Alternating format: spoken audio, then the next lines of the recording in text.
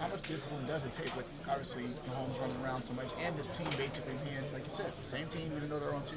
How much does that put the pressure on you guys to be more disciplined to not let them take advantage of any slip ups or anything? Just got to be disciplined on all levels. The main, I guess, level would probably be the back end. Because once he gets to scrambling, your eyes come off your man, and that's when he hits you for a big play. Um, so I would say between the back end and the front, staying in our rush lanes, that'll be the main key to contain him. We've seen him, kind of bait guys in close to the sideline when you're chasing him. You're a motor guy, so you're all over him.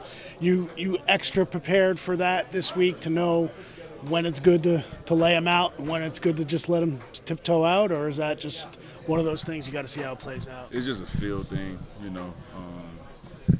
Quarterbacks, I feel like, are starting to abuse that rule or that I don't know. I just feel like it's a feel thing. You should know when you can hit them and when you have to pull up. So It's almost like he's turned it into a skill, though. I mean, you watch him big games. I seen what he did. Yeah, just whatever. I ain't gonna talk too much on it. Gotcha.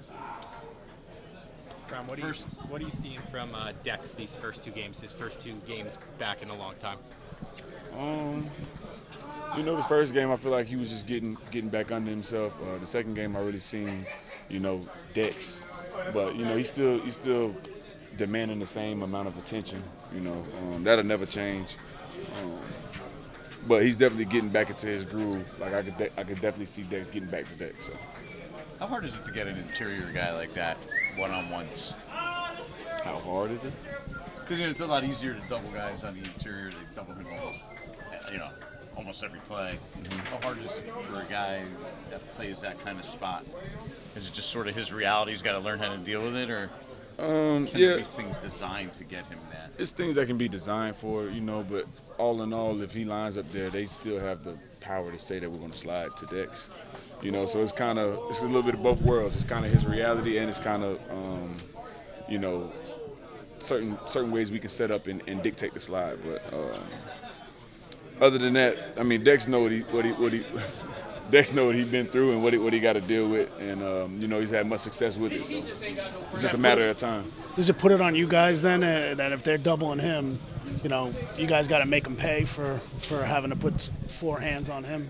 Yeah, I mean, man, it's how all our games go, bro. Like they chip both sides, they double team Dex. It's just gonna be a matter of how long they can do that.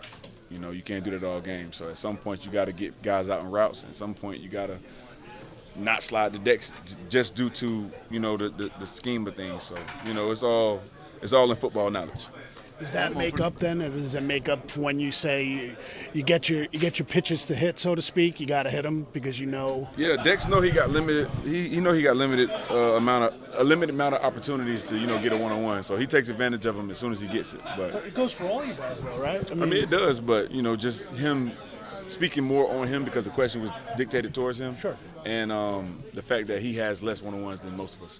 When you have a teammate who's been a teammate of another team, like say Kansas City, how much do you talk to them to kind of pick their brain a little bit to kind of know what to expect? Like Nick Jones, who played with KC last year. Not much, because things change on the daily. Things change weekly. So a lot of things that he may remember or he may have seen. Like I probably asked tendencies on players he played with, but scheme-wise and things of that nature, they change constantly. So it wouldn't really help.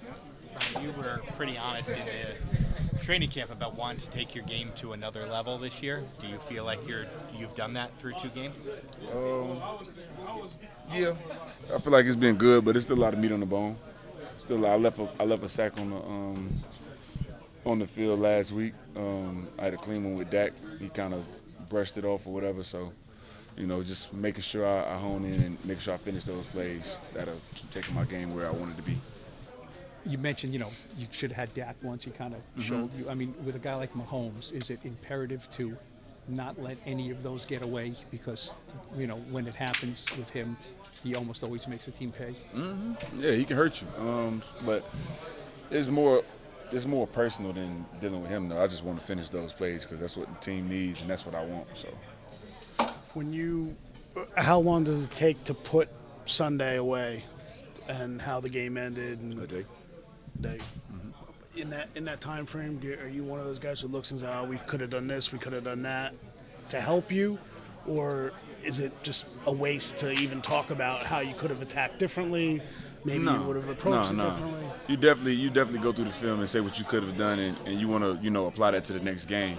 I'm not one of the guys that kind of just like throw the whole game away. I feel like it's lessons in everything, and that's like key example. The epitome of what we're talking about is that lesson that I learned from Dak. He's a stronger guy. They're two different bodies, but at the same time, when I'm coming around the edge and I'm a little free, I got to change my track, lower my center of gravity, and make that play. Just focus on getting them down. So that's just a lesson I can take from that game.